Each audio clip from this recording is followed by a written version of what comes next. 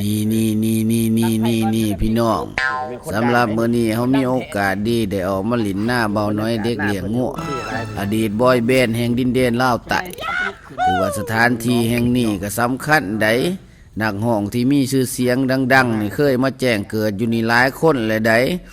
บ่ว่าจะเป็นโซพอนออกพอหน้าแบกอกแบคือบ่หลอกบ่ไล่ก็มานี่แล้วแต่ข้าวตะกี้โอ้ย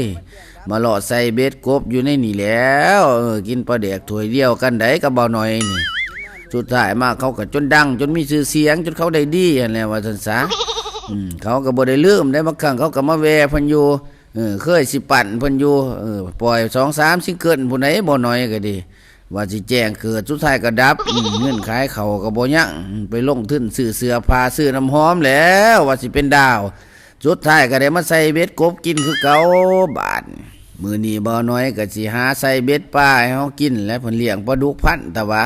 เพิ่นก็สิทุบหอยไปใส่เบ็ดเอาปลาจักเป็นไผอันผ้าเพิ่นเฮ็ดก็สิลองทากินมันสิได้กินอยู่บ่น้อบาดนี่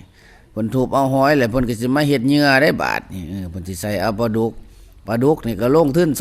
250,000วางออกพรรษานี่ก็เอาไปให้ผู้สาวเฮ็ดน้ำข้าวปุ้นเท่าใดเทื่อแล้วจักสิย่างจักโตและปลาก็ดีแต่มันหลุดน้ำกันว่าสิได้หรือบ่ได้เราก็พยายามได้อยากให้เฮากินเนาะบ่น้อยนี่ก็เป็นคนเอาใจหมู่ได้หักหมู่หักพวกนี่สถานที่ของเพิ่นก็แบบนี้แหละบ้านชายโสดพี่น้องเอ้ยพออยู่มาหาลูกยังเฮ็ดหยังเถียงเพิ่นบ่ได้นี่ก็ถือว่าสมควรเติบพี่น้องเบิ่งที่เสาพุ่นซ้ำแข้งเพิ่นนั่นแหละอีหยังก็อย่าผู้ใดโสดผู้ใดซิ่งอย่ามาใส่ชีวิตนำบ่น้อยกับทักมาได้เด้อพี่น้องเด้อทางเพจบ่น้อยนี่ก็ได้บ่น้อยก็จดจ่อในการใส่เบ็ดแล้วมาลุ้นนำกันว่าเพิ่นสิได้จักโตมื้อนี้สงสัยได้ห่างท้องกินไข่แล่นอยู่เด้อบาดนี่ว้าวบ่พอหานาทีบ่น้อยก็ได้โตนึงมาบักใหญ่ๆก็สิพอปนอยู่ติแหละปลาดุกใหญ่ขนาดเพิ่นว่าก็ขอมกขอบใจทั้งเบาน้อยได้สละเวลาอันมีค่ามาตึกป่ายเฮากินก็สิเฮ็ดปิ้งกับตำบักถั่วพี่น้องเอ้ยเว้าเรื่องเฮ็ดอาหารนี่บ้าข้อยก็บ่ได้เป็นสองร่องไผได้เจ้ามักเมนูใดข้อยก็จัดให้ดูแล้วอันซ้ำปิ้งปลาดุกมันบ่ได้ยากคือซักกางเกงในให้เมียนะ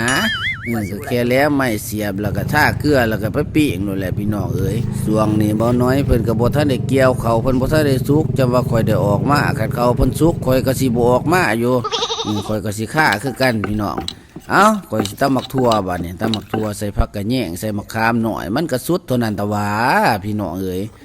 สิมึงมันคักมันแน่ข่อยก็สิกินแหน่บัดนี้น้องชายเจมก็สิมากินน้ำจังซี่ล่ะพี่น้องเอ้ยชีวิตบ่าวน้อยมันบ่ได้มีหยังยากใดกินง่ายๆอยู่ง่ายๆไปอยู่ไสก็ได้กินอยู่หั่นว่าแต่ก้าวขาออกจากเฮือนก็แม่นได้กินโลดนะไปแต่ส่งกับเสือค่าขี้งก็บ่อึดแต่ผู้ให้กินโอ้ยจะมันเกิดวันหยังบ่น้อยก็ได้สิมากินกับน้องชายเจมได้บาดนี่ปอกไข่ปอกหยังก็สิกินได้บาดนี่มาพี่น้องกินตำบักถั่วปิ้งปลาดุกน้ำกันบาดนี่กินข้าวโตอยู่สู้ความเพิ่นต้องแม่นจาน